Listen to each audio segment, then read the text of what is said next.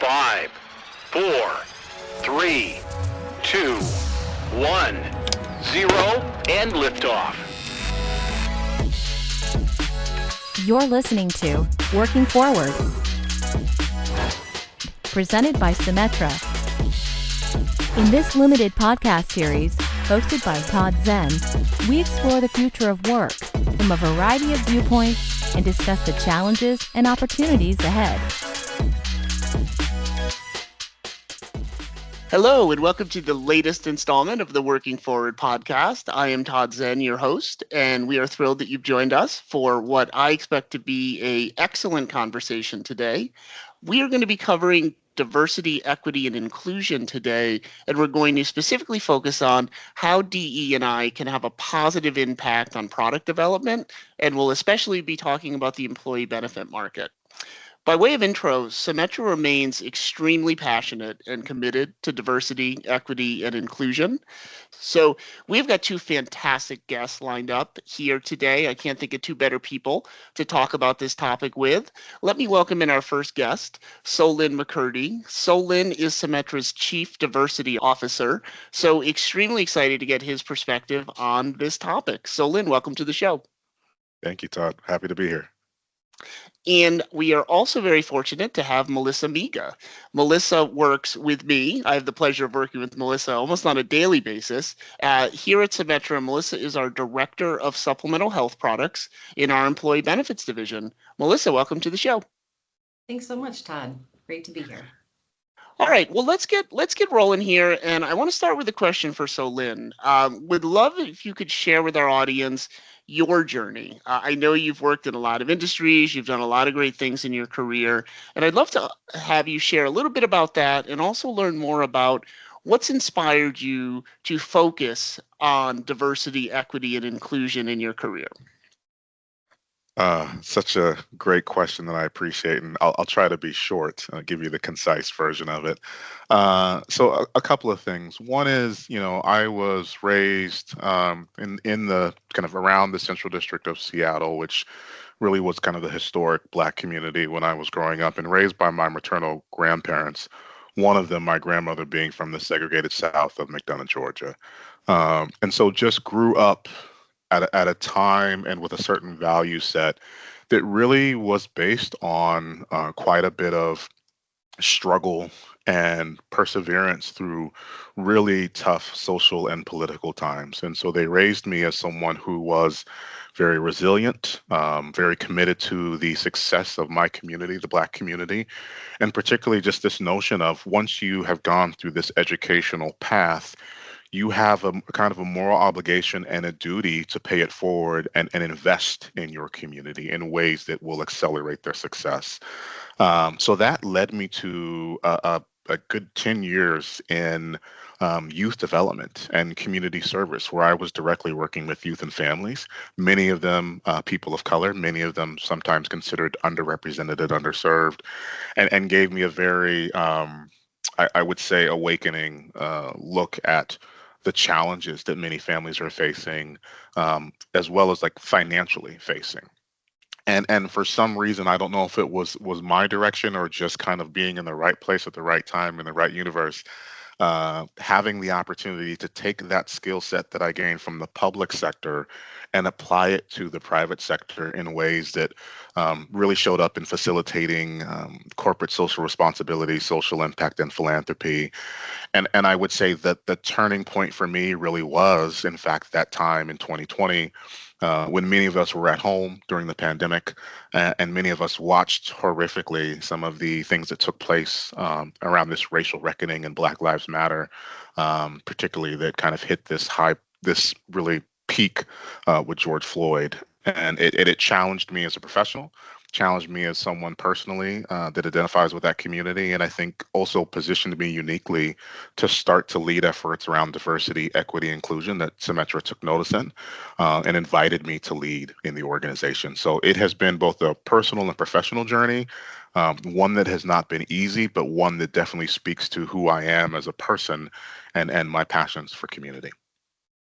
No, that's fantastic. Yeah, that must be very rewarding to be able to do this work and have it be so meaningful for you. I'm very excited to bring Melissa in, but while we're on the topic, I want to ask Solin one more question. So, DE&I it's a broad term. It's used sort of differently in different contexts, but curious for your perspective around how you define it, and also why does it matter to Symetra? I think I had a couple things in the intro, but I think you can probably articulate it best. Yeah, so diversity, equity, inclusion, I think the way that I would describe it in its most simplest form is diversity is about representation, kind of who, in terms of their protected class, culturally, however they identify, is represented. Equity really is about fairness, right? About making sure that there are systems, policies, practices that allow people to have access to the things that they need, not in the same way, but in the ways that work for them. And inclusion really is about this sense of belonging. If you are invited to the party, that you're not a wallflower, that you actually are able to engage in the dance and even maybe some of the planning. So really, being represented, having a fair shot, and being included in everything that we have to offer. Excellent. So, Melissa, can you please tell us a little bit about your role here at Symetra, and also talk a little bit about how what you do intersects with the concept of DE&I and product development?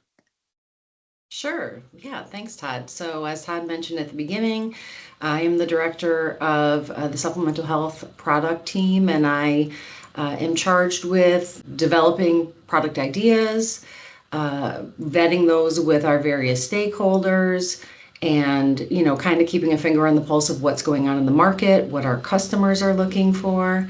And then once we have a direction on either an enhancement to a product or a brand new product or a product rewrite, then kind of bringing that through fruition as far as vetting various ideas, working with other teams to get it priced, working with our stakeholders to make sure that the senior leadership team and other stakeholders are in support of our ideas, and then moving that through to implementation, including working with marketing and so forth to ensure that the product is something that's going to be well received in the market. Obviously, we want to make it something that our salespeople are proud to sell, as well as something that's going to really provide value for our customers in terms of a product that's going to be valuable and be relevant to every employee, or at least have employees really see the value in it, versus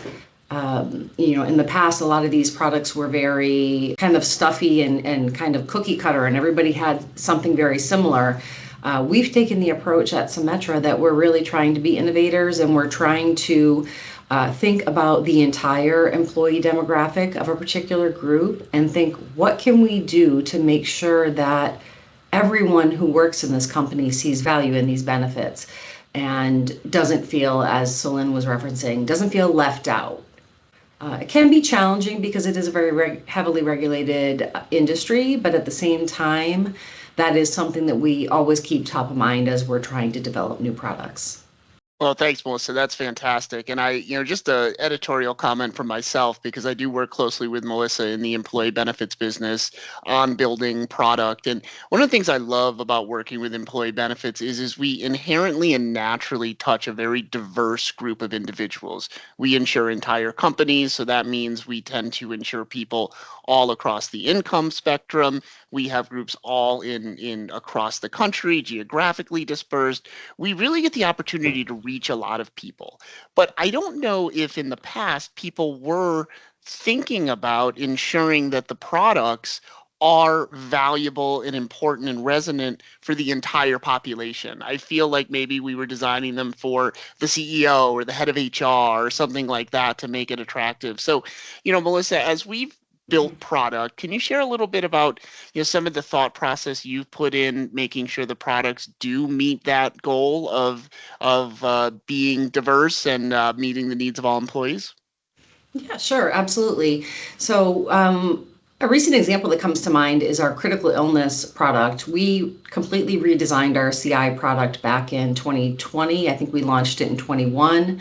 And Our old product was pretty like a traditional CI. It covered, cancer, heart attack, stroke, and a couple of other conditions. And that's really where CI started. But seeing as how we had the authority and the permission to kind of rebuild it from scratch, we really tried to think about CI differently rather than just thinking of something that's of value to folks that are, in their 40s, 50s, or 60s. We wanted to design a product that would be relevant and appealing to individuals at every level of their career, whether they were, just starting out fresh out of high school or college and getting their first professional job where they actually have benefits offered to them, through the time of period in life where people are getting married and starting families, to the time where they're getting a little bit older, mid-career, versus also when people are getting closer to retirement age.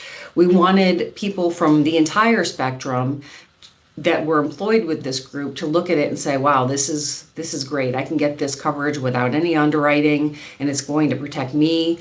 And not only that, it's going to protect my significant other, whether that's my spouse, my same-sex partner, my civil union or domestic partner, and any children or stepchildren that we have in that relationship.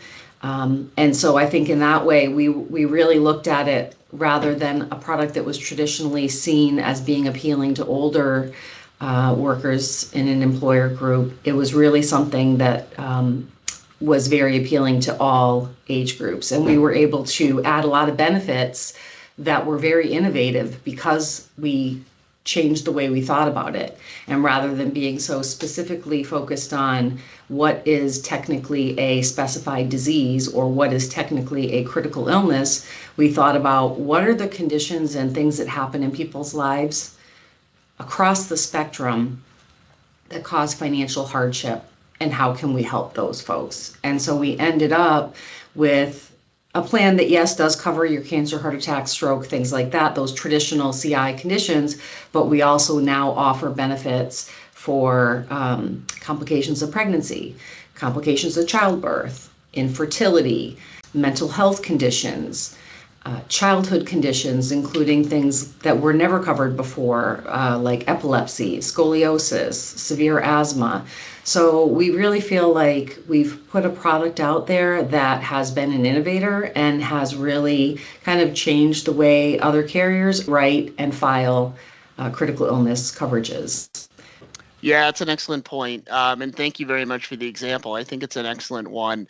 So I want to talk, direct a question at Solin. One of the big themes, or the theme of our podcast, is the future of work. And we talk about the future of the workforce and the workplace and, fostering the proper environment and future-proofing and all that sort of thing. So, we know at Symetra, DE&I is pointed externally and internally. And I think Melissa's given some great examples of who we want to be in the market with DE&I, but wondering if you can share a little bit about our employees and how DE&I can impact them and make a tangible, positive impact for them in their careers here at Symetra. Right. Great question, Todd. And I also, Melissa, I really appreciate your comments there because, when we think about our employees and really, while they are our greatest asset as a company, they also are our first customers, right? And so everything that you're mentioning around the benefits that we offer impact them as employees. And so I just appreciate you laying out the opportunity and kind of the expectation that we've put forth with that. But when I think about our employees, I also think about just this general notion of thinking about a workforce and a workplace that promotes employees' belonging, that it truly is committed to actualizing and broadening kind of a diverse set of recruiting and hiring standards, that supports, career growth, that embraces leadership, that really, has a wide swath of who is represented, that honors our backgrounds and our skills and our perspectives. And I think that when you talk about operationalizing that, we've actually done some really amazing things for our employees. We've in the recent years, we've actually found a kind of a metric around an employee sense of belonging. We've recently tied it to our Great Places to Work survey each year, and over the last couple of years, when we've asked people, do they feel like they belong? Do they feel represented? Do they feel seen and heard? That score has hit, as high as 90+%, of individuals feeling that way to right around 80 to 85%, which is unheard of, which is really amazing when you talk about people feeling aligned to our culture and our values and the things that we offer in terms of this not only feeling like a job, but a true career. So definitely something that we are excited about. We also have created structures where by kind of affinity, people can have an additional community called our employee resource groups, or as Todd, we refer to them our ERGs. We have 8 of them right now that cut across race and culture and sexual orientation, disability, as well as even parents and women and caregivers. And that has provided such a wonderful space for people just to show up as they are and be their very best selves, but also demonstrate a significant amount of leadership. So regardless if you are, a call center representative or a mid-level manager or a senior executive, people have been able to organize events and cultural educational opportunities, as well as just find other people who connect to their community to really increase their sense of ownership for the company. And in some spaces, some of our ERGs have actually even been great internal consultants for some of our business practices and products. And most recently, I would say our African American Afro Caribbean group, or AAAC, they aligned to a professional association called the National African American Insurance Association, which has really broadened our depth and our entrance into kind of trade and associations for our industry. Lastly, what I would say is, there's a real opportunity to go deeper into the ways that we kind of recruit, hire, promote, and think about succession for a longer term career, right? And some ways can be really tied to where we show up in the spaces that we engage people, say through, a historical Black college or university or other minority serving institutions, not to fulfill a quota, but just to open the space for the amount of people that we can engage and if they might find a longer term career here. But also just thinking about the structures and systems we set up. So when we have a very active and diverse pool, that the hiring, the review process, the promotion process is fair and looks at all people, not just based on merit, but based on who they are and the values that they provide to the company. And again, not to fulfill any kind of quota, but to truly make it fair and accessible when we talk about growth and potential and access to this industry. So there's a few ways that we have done it. We are still growing and evolving, but I'm very proud of what we have done so far. Yeah, that's fantastic. One comment and then a quick follow-up question. I'm really glad you brought up the ERGs. The employee resource groups are fantastic. I participate in 2 of them. The sense of just people feel so connected to Symetra by being part of these groups. They find their communities within the broader Symetra. I just think it's amazing to watch, and it's fostered so many great, just a great community, great experience. But then I also feel like it's not about business, but I've actually seen it have business value. There's connections made across this company that would not be made without these type of groups, and seeing people collaborate and meet on their level is just a wonderful thing. So I'm really glad you mentioned that. I did have a quick follow-up question. You mentioned the metric around the 90%, but we're vacillating between maybe 85 and 90 of people that feel valued and included. That's a fantastic measurement. Congratulations, first of all. It really speaks to your efforts. I had another question about how we measure the success of DE&I. So that's an obvious way. Are there any other metrics we use or any other tools we use to judge the successfulness of the program?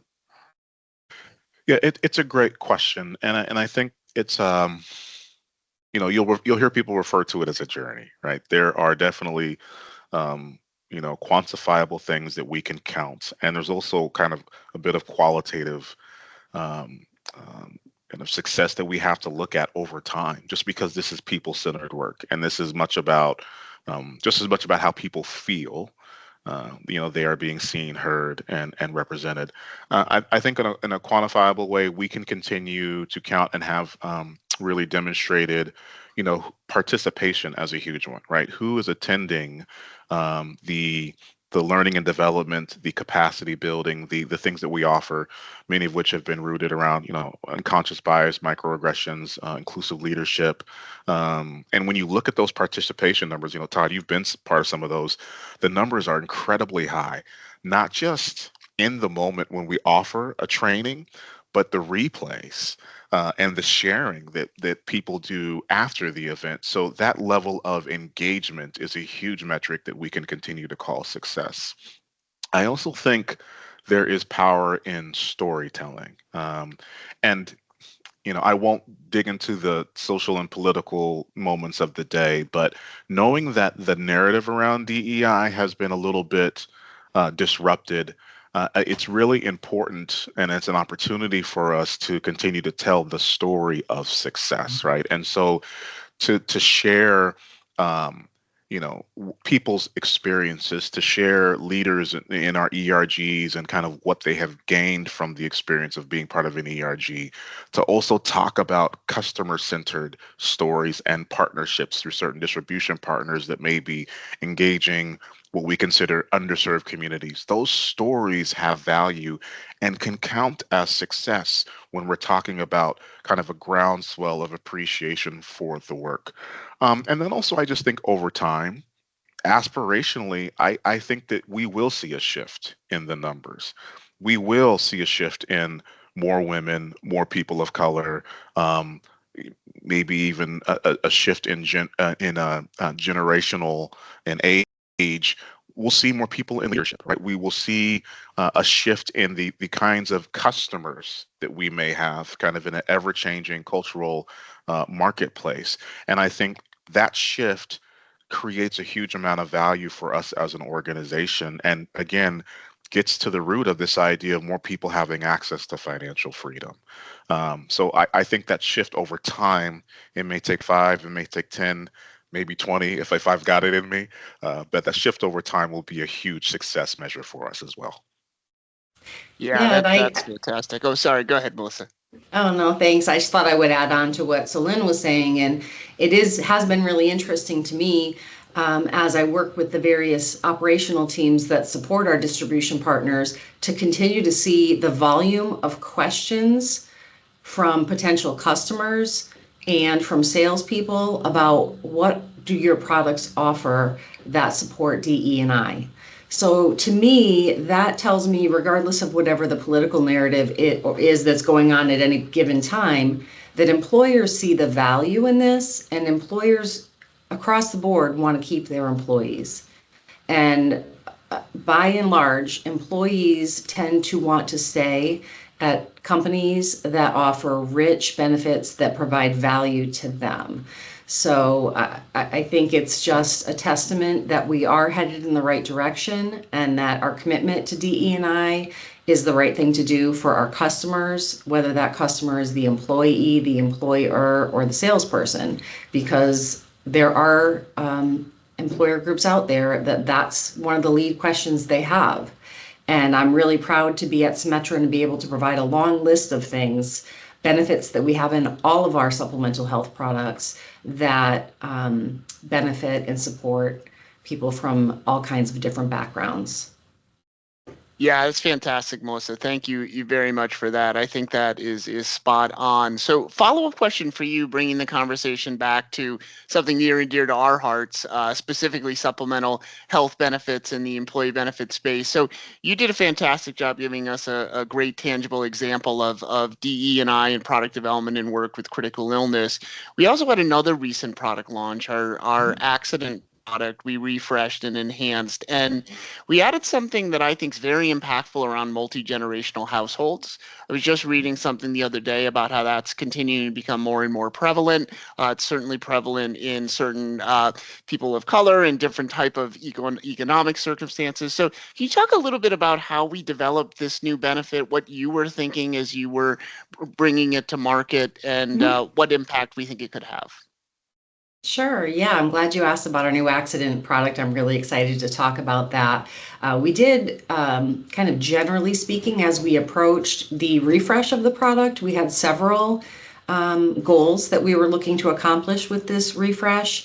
And one of them was that we wanted to be able to offer benefits or allow employees to enroll multi-generational households. So not only their spouse or significant other and their children, but also any parents, grandparents, or in-laws that actually reside with them full time.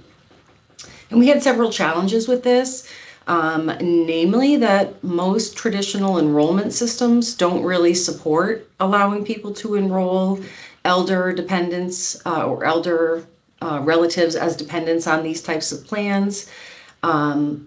We also, there aren't a lot of carriers that offer such a benefit. So, but yes, we recognize that this is something that is becoming more and more of an issue with the there's a whole demographic right now of people that are raising small children and are taking care of aging parents as people start having children later in their life. At the time that they're still raising children, their parents are aging and needing a little more care.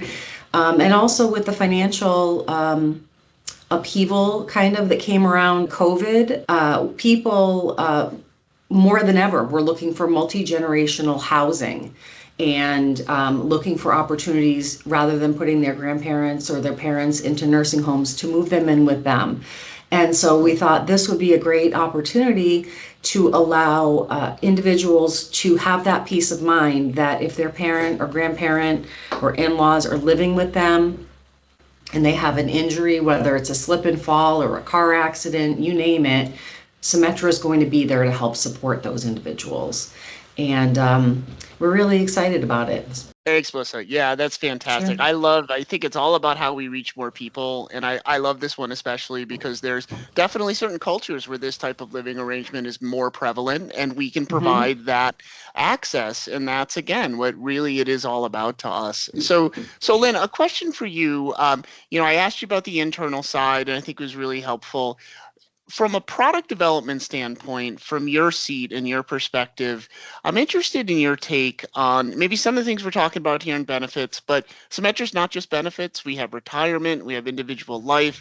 What are some of your thoughts on how we can infuse DE&I in product development? How do we reach more underserved individuals?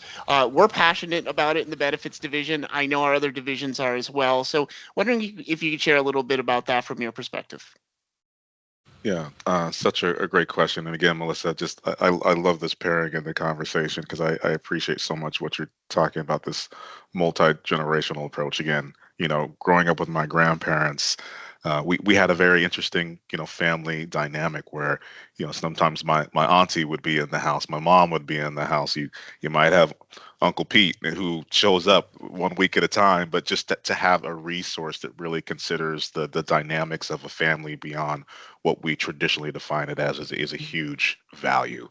I would say in other spaces, I was at a conference last week in Tampa with many of our colleagues from the retirement division, and there's a big focus on women in our industry and as a consumer, right? Because as you know, I don't have the specific numbers. There really is this transition of wealth that is happening in the next few years by the trillions of dollars. And when you think about women as consumers, many times they are making the decision for their families or for their loved ones, and caring for their loved ones and thinking about how that will kind of work in terms of where they buy products and services. And so, there are many ways to think about both, directly getting products to them that work and them having financial advisors that actually represent their interests. But there also is a real push towards, an industry and practitioners in the industry who represent them. So we have put together a Symetra Women's Action Group, or SWAG, which is, I guess, a combination of some of our professionals at Symetra, as well as some of our distribution and financial partners, and other thought partners, to really think about what does it look like, not only for us to offer products and services that meet the needs of women, but also have an industry that continues to grow women as advisors, as financial professionals, and as leaders in this business who uniquely understand women's needs and will drive the innovation of the business. And find that so far through that convening, that has been a really wonderful opportunity for people to come together, build community, and engage on that. I also see through our life insurance division, and I do not claim to be an expert in life insurance, there are a number of conversations and active efforts to engage distribution partners who have I would say, a more direct tie and appreciation and connection to many culturally diverse groups broadly, and culturally diverse financial advisors as well. And those distribution partnerships, I think, are opening up not only a whole different set of kind of market share potential for us as a company, but also just a different conversation and appreciation and sense of empathy for what different culture groups may go through when you think about issues around end of life and transfer of wealth, and a resource such as a life insurance policy to carry their family forward. So we're finding great value in it in some very actionable ways, and I think I'm proud of our business side of the house of really thinking about how to do that in a very intentional and authentic way. Excellent. Thank you very much. So I have one final question for both of you to wrap this up, and it's the same question, but I think you both will bring very interesting perspectives to it. And I'll ask Melissa first. And I did not mention in her intro, but Melissa also has some connection to this topic as previously our head of the DE&I Council for the Benefits Division. So Melissa has worked on this more broadly than just from a product development standpoint. So maybe you can put that hat on a little bit as you answer this one. And the question is really, how can all employees at all levels across the company contribute to advancing the very important essential elements here of DE&I in their daily work and how they engage and how they partner across the organization? Yeah, that's a great question, Todd. I think it's kind of going back to what Solin was saying earlier, that employees have a very all of our employees here have a tie to Symetra's outcomes, whether it's the benefits that we are offered here as Symetra employees, as well as they have a really great insight and access to direct customer feedback, whether that is a customer that calls in and says, I wish you guys had this, or whether it's a claim that we have to deny because we don't have a certain type of coverage.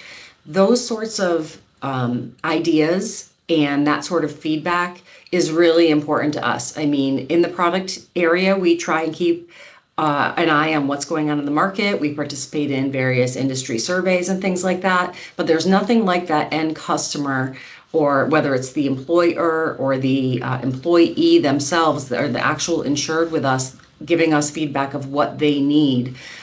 So that information is wonderful if they can pass that along. I also feel like Symetra offers its employees wonderful benefits, very rich benefits, and I think they are very inclusive. But, perhaps there's something that you've heard about that we don't offer. I think it's a great opportunity to raise that sort of thing to your HR person. And, it can be added to the list. And I know that individuals in those areas are often thinking about, what can we do to make our benefits package a little nicer? What are the things we're being asked about? And so I think that there's a lot of opportunity there for people to weigh in and kind of persuade or help to drive the direction that the company goes with those sorts of benefits. Thanks, Melissa. That's fantastic. So Lynn, same basic question to you. I know you work on a day in, day out basis with employees at all levels across Symetra. What are some of the things that we can do as employees to advance these important initiatives around DE&I? So I'll try to couch it in three things, and I don't think any of these words are mine. They're just things that I've adapted from people that I respect in this practice. I think first and foremost, really be willing to lean in from wherever you sit. Again, I don't care if you're mid-level manager, senior leader, a call center.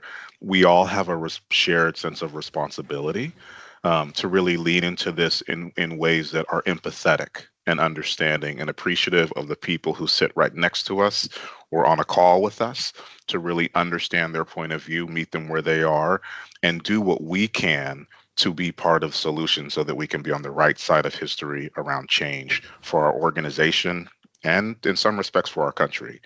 I think number two, recognizing that this is more than a moment, right? This is a movement, and there are people of many backgrounds, of many generations who have really fought for this because it's more than just about equity and inclusion and DEI. It's about justice, and it's about progress, and it's about humanity. And so recognizing that this work takes time, and we won't necessarily see change in a 3 to 5 year business strategy. It may really take us to lean forward to the future of this company to see significant change, and being okay with that so we don't put unfair pressure on ourselves to see success. And then I would say, thirdly, I got this from Denise Hamilton, who is the author of Indivisible, just maintain this overwhelming sense of optimism. Because right now there's a lot of things coming at us that are not optimistic, that are quite negative and toxic.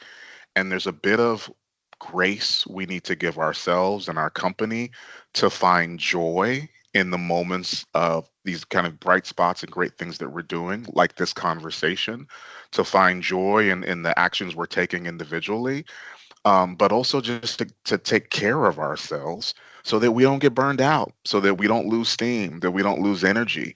That overwhelming sense of optimism, I think, is collectively is going to will get us through. But again, we have to recognize the moment and the movement we're in, and all be willing to take that individual action to lean into this to get this work done. I'd like to add something, if you don't mind, Todd.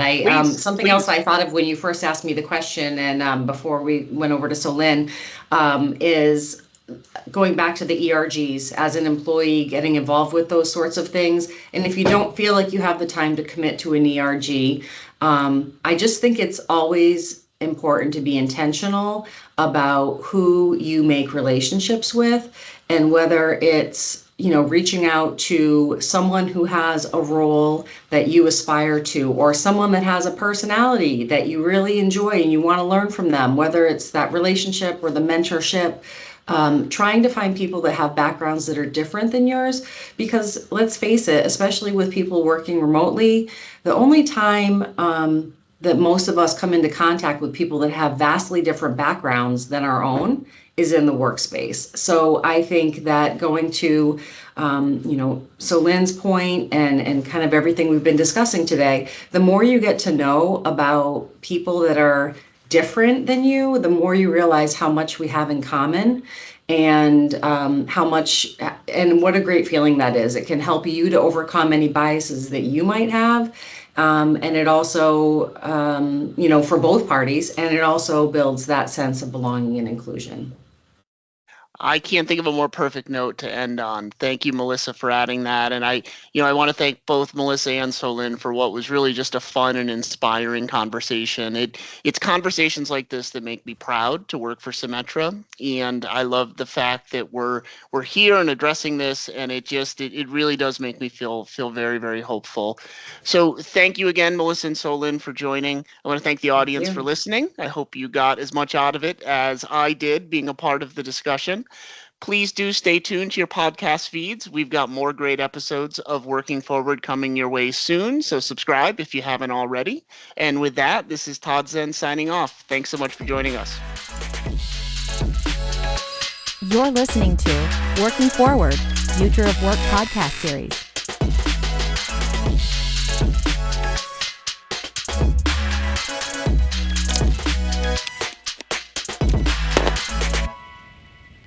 The views and opinions expressed in this podcast are those of the hosts and do not necessarily reflect the official policy or position of Symetra Life Insurance Company or its affiliates. The host is not affiliated with Symetra Life Insurance Company and/or any of its affiliates and is solely responsible for the content.